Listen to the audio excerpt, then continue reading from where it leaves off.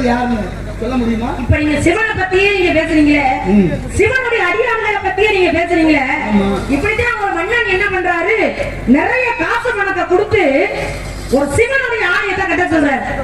சிவனுடைய ஆலயத்தை கட்ட சொல்லும் பொழுது அவரும் சிவனுடைய ஆலயத்தை கட்டுறாரு. கட்டிக்கிட்டு இருக்கும் பொழுது திடீர்னு அந்த மன்னன் கேட்கிறார், ஏப்பா கோயில் எல்லாம் கட்டி முடிச்சாச்சு, இதுக்கு செலவு எவ்வளவு ஆச்சுன்னு. ஏன்னா இன்னைக்கு பாருங்க வீட்டுல வந்து பெண்கள் செலவு பண்ணும்போது இன்னைக்கு இந்த செலவு இது வாங்கணும் அப்படின்னு ஒரு கணக்கு ஒண்ணு போட்டு வைப்பாங்க. எல்லாரும் எழுதுறதுல ஒரு சில பேருக்கு அந்த பழக்கம் உண்டு, ஒரு சில பேருக்கு அது இல்ல. ஆனா இவ்வளவு பெரிய கோயிலை கட்டும் போது அவரும் எழுதி வச்சிருக்கணும். ஆனா அவன் எதுவுமே ஒத்தரும் அவரும் எழுதி வைக்கல. ஆனா மன்னன் வந்து கணக்கு கேட்கிறார், கோயில் கட்டி முடிச்சாச்சு, இதுக்கு எவ்வளவுப்பா கணக்குன்னு கேட்க. இவர் எழுதி வைக்கல. எழுதி வைக்கிறதுனால தெரியல. இருந்தாலும் என்ன சொல்றாரு, நான் நாளைக்கு சொல்றேன் போயிட்டாரு. எப்படி நாளைக்கு சொல்றேன் போயிட்டாரு. மறுநாள் வரும் பொழுது கணக்கு எவ்வளவுன்னு கேட்கிறாரு. கணக்கு இவ்வளவுன்னு சொன்னாரு. நல்லா கேளுங்க, எழுதி வைக்கல. ஆனா கணக்கு இவ்வளவு சரியா சொன்னாரு. அது எப்படி சொல்லியிருப்பாரு நீங்க சொல்லுங்க. பெரும்பாலும் யாருக்கும் கேள்வி கேட்கறதில்லம்மா.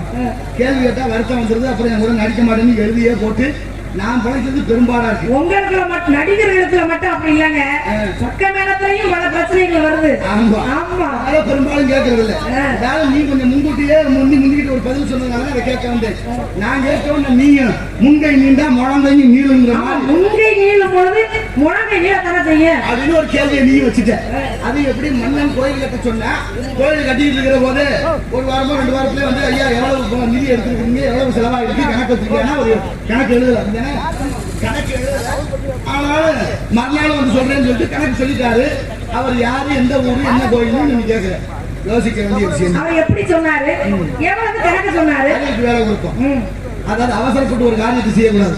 பதறாத காரியம் என்னைக்குமே சிதறாது. எண்ணி துணிக கரணம் துணிந்தவன் எண்ணுவம் என்பது இழுக்கு. பதில சொல்றதுக்கு முன்னால பல விஷயத்தை யோசிச்சு சரியா சொல்லணும் இல்ல.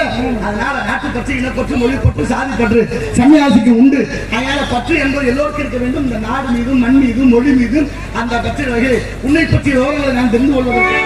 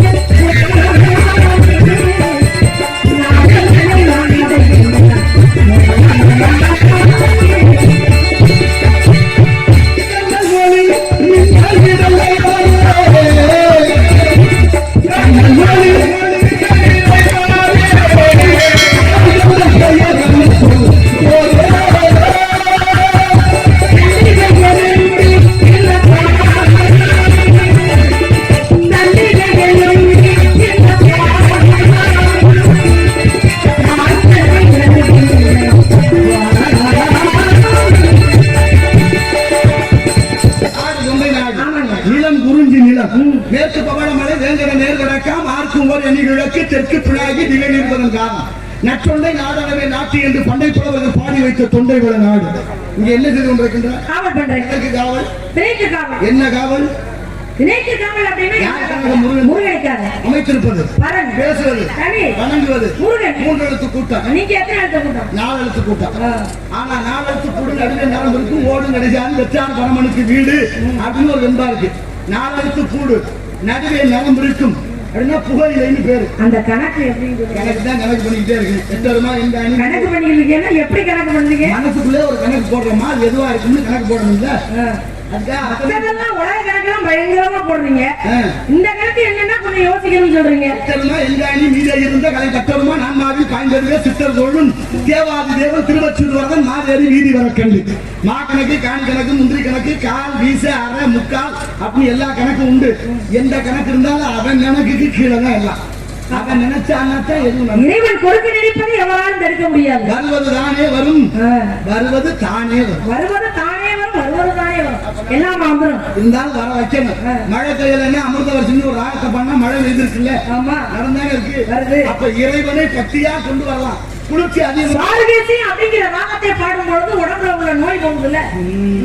அப்படி குளிர்ச்சி அதிகமா ஊட்டிட்டோம்னா தண்ணி கட்டியா மாறுதுல்ல. அதனால பக்தி என்ற கருணையினால இறைவன் உருவம் எடுத்துக் கொள்கிறான். நீ கேட்டது ஒண்ணும் பெரிய ஆச்சரியம் யோசிச்சுட்டேன். காரணம் தஞ்சாவூர் கோயில் இருக்குல்ல, பெருவுடையார் கோயில். பெருவுடையார் பெரிய கோயில்னு பேரு. அதை கட்டினது ராஜராஜ சோழன். ராஜராஜ சோழனுடைய மகன் ராஜேந்திர சோழன் கட்டிய அந்த கங்கை கொண்ட சோழபுரம் கோயில் இருக்கு பத்தியா, அந்த கோயிலை கட்டும் போது தலைமை சிற்பிகிட்ட கொடுத்து நவநிதியத்தை அந்த பொற்குவியல் இருக்கக்கூடிய இடத்தை அந்த இடத்துக்கு திறந்து விட்டாரா அள்ளி செலவு பண்ணி எப்படியாவது கோயிலை கட்டுங்க. ஒரு வாரம் கோயில் கட்டிக்கிட்டு போது திடீர்னு அவருக்கு ஞாபகம் வந்திருக்கு எவ்வளவு செலவாயிருக்கு பார்ப்போம். அப்ப தலைமை சிற்பிகிட்ட கேட்க இல்லையா எவ்வளவு செலவு இருக்கியா கோயில் பாதி கட்டியாச்சு எவ்வளவு ஆயிருக்குன்னு கேட்டா அவர் அது வரைக்கும் எழுதி வைக்கல. ஆகா, அவருக்கு ஒரு நல்ல பழக்கம் இருந்திருக்கு. காலையில அந்த நிதியெல்லாம் எடுத்து வரும்போது பிள்ளையார்கிட்ட உணர்ந்து வச்சுட்டு அவர்கிட்ட வேண்டிட்டு போய் அந்த வேலையை பார்க்கறது வழக்கம். இப்ப தெரியாம போச்சா, எழுதி வைக்காம விட்டாரா, இவர் பயத்துல சொல்றாரு மன்னா நாளைக்கு சொல்றேனே ஒரு நாள் அவகாசம் கொடுங்க. சரின்னு அவரும் அவகாசம் கொடுத்துட்டாரு. மறுநாள் வரும்போது இப்ப முதல் நாள் சொல்லி கேட்டுட்டு வரும்போது இவர் எந்த பிள்ளையார்கிட்ட வச்சு எடுத்துட்டு வந்தாரோ அந்த பிள்ளையார்கிட்ட போய் வேண்டாரு. நான் பெருமானே உனக்கு தான் தெரியும் நான் என்ன பண்றேன்னு, எனக்கே தெரியல. மன்னன் இப்படி கேட்பாருன்னு நான் எதிர்பார்க்கவே இல்லை. இப்படி ஒரு கேள்வியை கேட்டு எவ்வளவு செலவுன்னு கணக்கு சொல்றாரு. நான் என்னன்னு சொல்லுவேன், தயவு செய்து நீதான் எனக்கு உணர்த்தணும்னு வேண்டிக்கிட்டு போய் படுக்கிறார். கனவுல விநாயகர் சொல்றார், 8 நூல் 8 பொண்ணு போய் சொல்லியாங்க. 8 நூல் 8 பொன் அப்படின்னு நூல் பிடிச்சி கணக்கிற கணக்கு கொடுத்தீங்களா, அந்த கணக்கு சிற்பிகளுக்கு தான் தெரியும், எல்லாருக்கும் தெரிஞ்சிடாது அந்த சாஸ்திரம் பிடித்தவர்களுக்கு. இப்ப கனவுல விநாயகர் சொன்ன ஒண்ணு மறுநாள் சபைக்குடியாச்சு கணக்கு ஒப்படைக்கணும் கேட்கிறாரு. 8 நூல் 8 பொண்ணுன்னு அவர் சொல்றாரு. மன்னனு விளங்கி சொல்றாரு. இதுல என்ன கணக்கு நமக்கு புரியுது? 8 நூல் 8 பொண்ணுன்னா என்ன கணக்கு சொல்ல முடியும்? அந்த நூல் அளக்கிற போது ஒரு நூலுக்கு 8 பொன் கணக்கு படிதான் கொடுத்ததாக. அதுல இருந்துதான் அந்த பிள்ளையாருக்கு கனக விநாயகர் இருந்தது மாறி கணக்கு விநாயகர் இன்னைக்கு அரியலூர் மாவட்டம் ஜெயங்கொண்டமா கங்கை கொண்ட சோழபுரம் அங்கே அந்த கோயில்ல கணக்கு விநாயகர் இருக்கிறார். அதுதான் முன்னால எல்லாத்துக்கும் பிள்ளையார வச்சு பிள்ளையார் குடிக்க குரங்கால் போன மகாபாரத கடை மாதிரி இல்லாம சாட்சிக்கு அவரை வைக்கலாம். அதனால சாட்சி முகன்னு பேர், கரிமுகன்னு பேர், ஞான முகத்தோட. நீ ஏற்ற கதையினுடைய சாராம்சம் கங்கை கொண்ட சோழபுரம் சிவாலயத்தில் அந்த கோயில் கட்டும் போது சிற்பி சொன்னதுனால சிற்பிக்கு கனவிலே உரைத்ததுதான் 8 பொன் 8 நூல் 8 பொன் 8 நூல் 8 பொன் என்று சொன்னதுடைய கணக்கத்தான் அந்த சொல்லி அதனுடைய விளக்கத்தை சொன்னதுனால இன்னைக்கு கணக்கு விநாயகர் பேர் இருக்குமா? எத்தனை விநாயகரை பார்த்திருக்கோம். ஆமா, கணக்கு விநாயகர் அப்படின்னு ஒரு விநாயகர் இருக்காரு. 108 பிள்ளையார் இருக்காரு. பிள்ளையாருன்னா சாதாரண இல்லை. ஒரு 100 ரூபாய் விட்டாங்கன்னா செட்டிநாட்டுல ஒரு பிள்ளையார் விட்டான்னு வழக்குண்டு. ஒரு பிள்ளையார்னா 100 ரூபாய்னு அர்த்தம். சரி இருக்குல்ல, 200 ரூபாய் விட்டாங்கன்னா 2 பிள்ளையார் விட்டாம்பா. இன்னைக்கு தண்ணி இறக்கிறவங்க பிள்ளையார் கணக்கு போடுவாங்க தெரியுமா? ஆமா, இருக்குல்ல, அப்ப இரவு இறக்கும் போது தண்ணி பிள்ளையார் கணக்கு உண்டு. அப்ப ஒரு 100னா ஒரு பிள்ளையாரு, 2 100னா 2 பிள்ளையாரு. இப்போ பாரு மீனாட்சி அம்மன் கோயிலுக்கு போனா 2 பிள்ளையாரா இருக்காங்க. முக்குருணி பிள்ளையார் ஒருத்தர் இருக்காரு. ஒருத்தர் தான் நான் சொல்ல 2 பிள்ளையார் இருக்காங்க. முக்குருணில என்ன? முக்குருணில கொழுக்கட்டைக்கு ஒரே கொழுக்கட்டையா செஞ்சு படைக்கணும். ஒரு குருணிங்கிறது எவ்வளவு? ஒவ்வொரு பகுதிக்கு ஒவ்வொரு வித்தியாசம் உண்டு. ஆமா, ஒரு மரக்கா அதாவது ஒரு மரக்கா தான் ஒரு குருணிப்பா. 4 படி சேர்த்து ஒரு சில பகுதிகள்ல 4 படியா ஒரு மரக்கா அப்படிங்கிறோம். ஆமா, 6 படியா ஒரு மரக்கா அப்படின்னு ஒரு சில பகுதிகள்ல கணக்கு இருக்கு. இப்ப 4 படியா இருந்தாலும் புலி கணக்குலயும் வேற கணக்கு இருக்குமா? கணக்குன்னா பொல்லாத கணக்கு. 12 படி பச்சரிசிமாவை ஒரே கொழுக்கட்டையாக செய்து விநாயகருக்கு படைக்கிறதுனால முக்குருணி பிள்ளையார் அப்படின்னு கூட பேர். நான் சொல்ல வந்தது எதுக்குன்னா, கைத்தல நிறைகனி அப்பமோ டபுள் படி கப்பிய கதிமுகன் அடிமேனிங்கிற திருப்புகழ் இருக்குல்ல, அந்த திருப்புகழ் அருணகிரியார் பாடும்போது 200 எழுத்து பாடிருக்காரு. ஒற்று நீக்கி ஒரு வரிசைக்கு 25 எழுத்து, மொத்தம் 8 வரிசை, எங்கா 2 200 எழுத்து. பிள்ளையார் பத்தி பாடும் போதே 200 எழுத்து இயல்பா விழுந்ததுதான் அவர் எழுதிய பெரிய புராணமும். அப்படி அருணகிரியாருக்கு அப்படி அது போல பெரிய புராணமும் சேர்க்கிறார் எழுதும்போது எழுத்தறிஞர் பாடல. ஆனா இயல்பாக 63 எழுத்து. ஆனாலும் நீ சொல்லு, முருகன் கோயில் ஒரே சிலை மாதிரி 3 சிலை செஞ்சவர் யாரு? கோயிலை கட்டினவன் யாரு? யோசிச்சியா? நான் சொல்றேன், அதாவது ஒரு சிஸ்டர் வந்து 3 சிலையை ஒரே மாதிரி செய்யறாரு. மூக்கு கண்ணு காரணம் அப்படியே இருந்துச்சா, எந்த மாற்றமும் கிடையாது. வித்தியாசம் கண்டே பிடிக்க முடியாது, வித்தியாசமே இருக்காது, ஒரே மாதிரி 3 சிலை. ஒரு சிஸ்டர் என்ன செய்யறாரு, ஒரு முருகனுடைய சிலையை செய்யறாரு. முதல்ல எங்க செய்யறாரு அப்படின்னா, சிக்கல் அப்படிங்கிற ஒரு ஊர்ல முதல்ல ஒரு சிலையை செய்யறாரு. எந்த சிக்கல்? சிக்கல்னா எந்த சிக்கல்? ராமநாதபுரம் அந்த சிக்கல் இல்ல, நாகப்பட்டினம் மாவட்டத்துல இருக்கு பாத்தீங்களா? எந்த பக்கம் நாகப்பட்டினம் தெரியுமா? எந்த பக்கம் இருக்கு? இருட்டுக்குள்ள தெரியுமாங்க? அப்ப நீங்க எந்த பக்கம் சொல்லுங்க. யதார்த்தமா கையை நீட்டேன், யதார்த்தமா நான் கையை நீட்டாம இப்படியே நின்று பேச முடியுமா? சாமி எந்த முகமா இருக்கு? சாமி எந்த முகமா தான் இருக்கு. அதான் எந்த திசை வச்சிருக்கேன். நான் வரையில சொல்ல முடியும், முடிச்சிருக்கு இல்ல. என்ன சொல்ல விடுஞ்சா தெரியுன்றதுனால. அப்ப இவர் என்ன செய்யறார், சிக்கல்ல போய் ஒரு முருகனுடைய சிலையை ஒரு சித்தர் செய்யறார். அதை எப்படி செய்யறாருன்னா, அது அழகான ஒரு முருகன் சிலை, அழகான ஒரு முருகன் சிலை வந்து மயில் மேல இருக்கிற மாதிரி அழகான ஒரு சிலையை செய்யறாரு. அந்த சிலையை செய்து கோயில் கட்டி கும்பாபிஷேகம் நடந்துருச்சு. நடந்து முடிஞ்ச உடனே அந்த மன்னனுக்கு ஒரு பேராசை. அந்த மன்னனுடைய பெயர் என்ன தெரியுமா? முத்தரச சோழன் அப்படின்னு பேரு. முத்தரச சோழன் அப்படிங்கிற என்ன பண்ற, நம்ம ஊர்ல கட்டின இந்த கோயில் மாதிரி இன்னும் எங்கேயுமே கட்டக்கூடாது. பேராசை பாருங்க, நிறைய சிலை செய்வாங்க. இந்த சிலை மாதிரி இன்னும் எங்கேயுமே இருக்கக்கூடாது, எங்கேயுமே அவர் செய்யக்கூடாதுன்னு சொல்லி அந்த சித்தரை இழுத்துக்கிட்டு வந்து என்ன பண்ணிட்டாங்க, கட்டவெல்லாம் வெட்டி எடுத்தாச்சு. 2 கையிலையும் கட்டவெல்லாம் வெட்டி எடுத்தாச்சு. எடுத்தோன்னு அப்படியே நடந்து போறாரு. ஏன்னா கட்டவெல்லாம் இருந்தா தானே செய்ய முடியும் சிலையா. கட்டை விரல் இருந்தா தான் சோறு கூட அள்ளி வாயில வைக்க முடியும், எதையுமே எடுக்க முடியாது. அப்ப 2 கட்டை விரலையும் வெட்டிய பிறகு அவர் நடந்து போறாரு.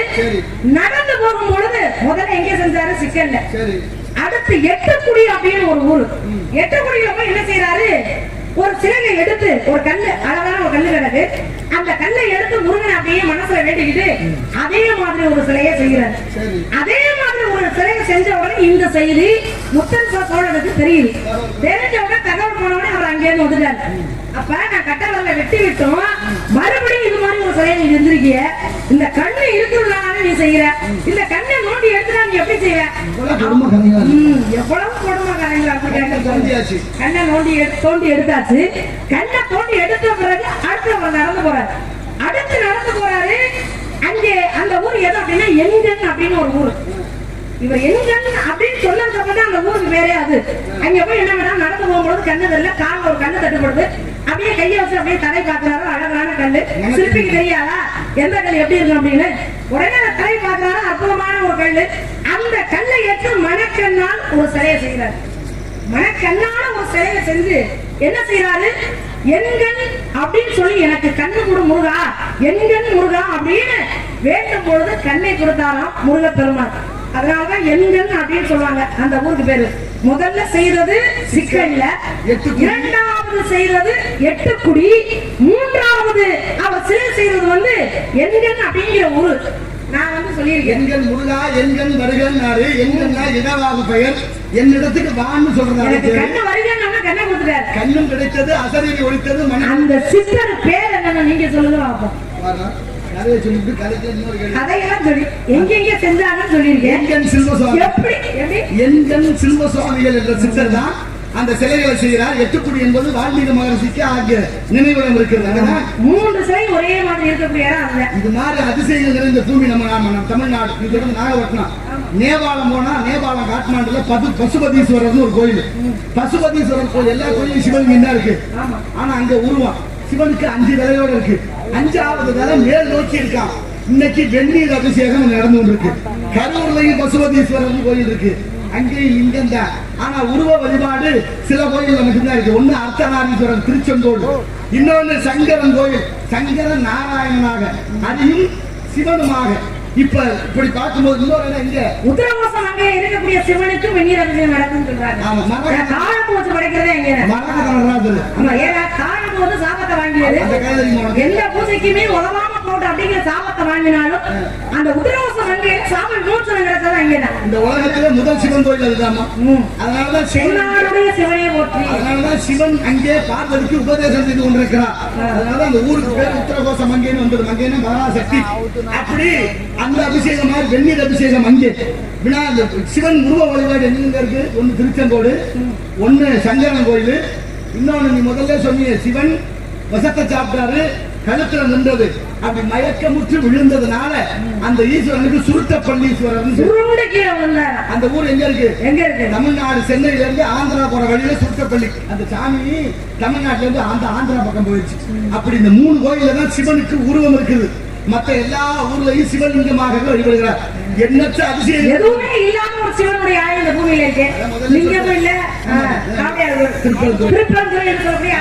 பெருந்துறை. அதே சமயத்தில் 5 லிங்கம் இருக்கக்கூடிய சிறப்பு எங்க? திருச்செந்தூர். 3 லிங்கம் இருக்கக்கூடிய சிறப்பு எங்க? சிவபெருமானே காளி உருவில் காட்சி கொடுத்தா காளையார் கோயில். ஒரே கோயிலை சுத்தி 7 கோயில் இருக்குமா? 6 கோயில். ஒரு கோயில் நடுவே அந்த லிங்கம் எல்லாம் தானாவே எழுந்தருளிய மூர்த்தி. அவருக்கு பேரு வீதி விடங்கர்னு பேரு. வீதி விடங்கம்னா என்ன? வீணா இல்ல, தங்கம்னா உளிபடாமல் தானாகவே எழுந்தருளிய மூர்த்தி. முசுகுந்த சக்கரவர்த்தி அவர் வழிபட்ட அந்த தெய்வம் இந்த நாள் பூமிக்கு வரப்பட்டது. அதான் திருவாரூர் தியாகத்துக்கு இந்த தேவம் நடந்துச்சா? கோயில் 5 வேலி நிலம், குளம் 5 வேலி நிலம். மன்னர்கள்லாம் எவ்வளவு பொது உடைமையா தனி உடைமையை பொது உடைமையாக்கி இந்த மக்களுக்காக வைத்தார்கள். நல்ல கதை தான். தெரியாத விஷயங்களும் நல்ல புராணங்களும் நல்ல கதைகளை படித்து இந்த மக்களுக்கு சொல்ல வேண்டிய கடமையும் பொறுப்பும் ஒவ்வொரு கலைஞருக்கு உண்டு. நல்ல விஷயம் தான். அது போல இதெல்லாம் சரி. ஆழ்வார்கள் எத்தனை பேர்? 12 பேர். ஆழ்வார்கள் தான் கும்பிடுறது யாரு? பெருமாளைத்தான் கும்பிட்டாங்க எல்லாமே. அரங்கனை வணங்கினார்கள். அரங்கனை வணங்குனா அரங்கன் திருவரங்கன். ஆமா, திருவரங்கத்துல ஒரு அதிசயம் தெரியுமா? என்ன அதிசயம்? என்ன அதிசயம் யோசி. என்ன அதிசயம் சொல்லுங்க. இங்க காவல் காட்ட முடியுமா? முடியுங்கிற நம்பிக்கை தான். முடியுமான்னு நினைச்சா முடியுமா? முடியுங்கிற நம்பிக்கை தான் வந்திருக்கோம். யார் காத்தது? இது வரைக்கும் இங்க யாரும் வரல. நாங்க முதல்ல யாரையும் காக்க முடியாது உலகத்துல. என்ன எஞ்சால் உடம்புக்கு சிரசு பிரதானத்துக்கு, கண்கள் பிரதானத்துக்கு, இமைகள் பிரதானத்துக்கு. இமைகளுக்கு என்ன பிரதானம்? இமைகள் என்ன தெரியாது. மூடி திறக்குது இல்ல, அது மேலுமையா கீழுமையா? என்னது இந்த மூடுறது? மேலிமை தான் மூடும், கீழிமை அப்படியே தான் இருக்கும். மேலிமை அசைறதுக்கு ஒரு காரணம் இருக்கு. ஆமா, ஆனால் இந்த இமையையும் தாண்டி கண்ணுக்குள்ள தூசு விழுந்தது. விழுந்ததுல விழுந்துடும். அப்புறம் காக்குறீங்க. ஏங்க அது கண்ணு. நான் சொல்றது மனக்கட்டுப்பாடு ஒண்ணு இருக்கு. இப்ப நீங்க மட்டும் என்ன பண்ணீங்க? உங்க பாட்ட மறந்தாங்க என்ன சொன்னாரு? உங்க கையில ஒரு என்ன கிண்ணத்தை கொடுத்தாரா? என்ன சொல்லி கொடுத்தாரு? இந்த கிண்ணத்துல இருக்க என்ன சிந்தாம உலகத்தை சுத்தி வாழ்ந்தாரு. நீங்க சுத்தி வந்தீங்களா? சிந்தனை கூடாது. அந்த கவனத்துல வந்து அந்த கவனத்துலதான் நீங்க வந்தீங்க. ஆனா ஒரு முறையாவது உங்க பாட்டனை நாராயணான்னு ஒரு தடவை உங்களால சொல்ல முடியும்? சொல்லல. அப்ப உங்களுக்கே கவனம் இல்லை. நீங்களே வந்து கவனம் இல்லாம என்ன கட்டாரையோ கட்டாயமே உங்களால அதைய காட்ட முடியலையே. இல்லம்மா, எனக்கு மகாவிஷ்ணு சொன்ன விஷயம் என்ன? ஒரு கிண்ணத்துல எண்ணெயை கொடுத்து நாரதா ஒரு முறை உலகத்தை சுத்தி வா, கிண்ணத்துல இருக்கிற எண்ணெய் ஒரு சொட்டு கூட சிந்தக்கூடாது. நாராயணன் சொல்லி ஏன் அப்படி சொன்னாரு? ஒரு சாதாரண ஏழை விவசாயி 2 முறை சொல்கிறானே அப்படின்னு உங்களுக்கே ஒரு குழாமதே. எல்லாருக்கும் உள்ளது இருக்க கூடாதுங்கிறத உணர்த்துறாங்க. அவனை போய் பெரிய பக்தன் சொல்றீங்க. ஒரு நாளைக்கு 2 முறை வர சொல்றாரு. சர்வகாலம் நாராயணா நாராயணா நான் சொல்லிட்டு இருக்கேன். அப்ப என்னைய வந்து இங்க பக்தன் ஏத்துக்கிறேன் நீங்க கேட்கும் போது அப்பதான் உங்களுக்கு ஒரு வேலை கொடுத்தாரு. ஒரு விவசாயி வந்து காலையில எழுந்திரிச்சதுல இருந்து பொழுது அடையிற வரைக்கும் எம்புட்டு வேலை. அம்புட்டு வேலையை பார்த்து கலப்பேத்துக்கு காலையில போன்ல வைக்கும் பொழுது நாராயணான்னு கொண்டு போவாராம். வேலையெல்லாம் முடிச்சுட்டு வீட்டுக்கு வரும்போது நாராயணான்னு கீழே வைப்பாரு. 2 முறை சொல்றாரு. நீங்க சதா காலமும் நாராயணா நாராயணான்னு சொல்றீங்க. என்ன கிண்ணம் உங்க கையில இருந்ததுனால ஒரு முறையோடு உங்களால சொல்ல முடியுதா? ஒரு விவசாயி பல வேலைகளை செய்தாலும் 2 முறை சொன்னார். ஆனா நீங்க ஒரு முறை கூட சொல்ல முடியல. வார்த்தை சொல்ற நேரம் மத்தியில் தவமுறை தியானம் வைக்க அறியான். அரை நிமிஷம் கும்பிட்டா கூட போதும் சாமியை உள்ளன் போல. கோயிலுக்கு வந்துட்டோம்னா வாசப்படியில கால் வச்ச உடனே மனக்கண் மனசு அங்க போயிடும். கருவறைக்கு அதை விட்டு மனசை அளவாய வச்சு சாமி கும்பிட்டா பொருள்களே படாது. அது போல போகக்கூடாதுன்னா காக்க முடியாது. பெண்களுடைய பருவங்கள் அனைவருக்கும் பருவம் ஆடிப்பட்டம்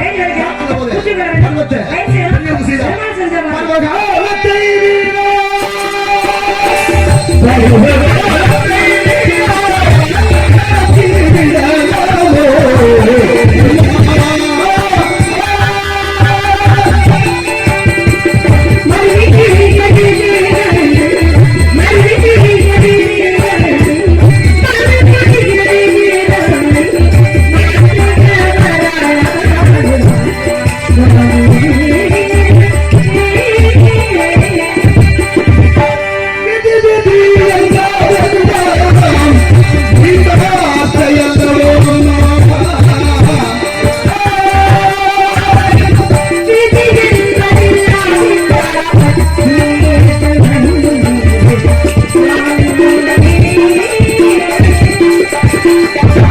கண்டு பசியிலே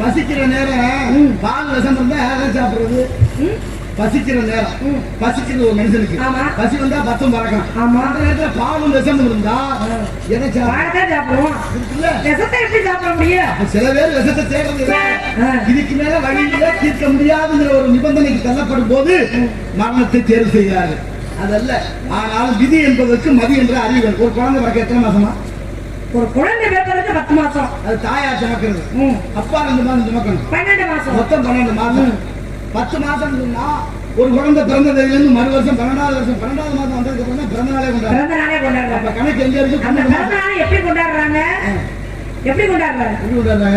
பிறந்த அன்னைக்கு ஒரு ஒட்டியை கொண்டாந்து வச்சு அதுல நெல் ஒட்டி ஏற்றி வச்சு வாயால் அந்த குழந்தை ஊற சொல்லி அதை அணைச்சு கொண்டாடுறாங்க அடைக்கலாமா விளக்க அடைக்கலாமா மேலை நாட்டு கலாச்சாரம் ஒரு பிள்ளை வந்து வளரக்கூடிய பிள்ளை மகளமா இருக்கணும் வாழ்க்கையில செல்வ செழிப்போட இருக்கணும் அப்படிங்கிற போது அந்த மெழுகுவத்தியை ஏற்றி அந்த வாயில போய் அடைக்க சொல்லும் போது சொல்லக்கூடாது பிறந்த நாள் வந்து குழந்தைக்கு புத்தாடை கொடுத்து ஒரு கோயிலுக்கு கூட்டிட்டு போய் 4 ஏழைகளுக்கு ஏதாவது வாங்கி கொடுத்து ஒரு விளக்கேற்ற சொல்லி அந்த மாதிரி செய்தால் அது நலம் புண்ணியம் நான் சொல்றேன் ஒரு குழந்தை பிறக்க 12 மாசம் அப்பா 2 மாசம் அப்பா அம்மா 10 மாசம் மொத்தம் 12 மாசம் அதுல 6வது மாசம் உயிர் வருது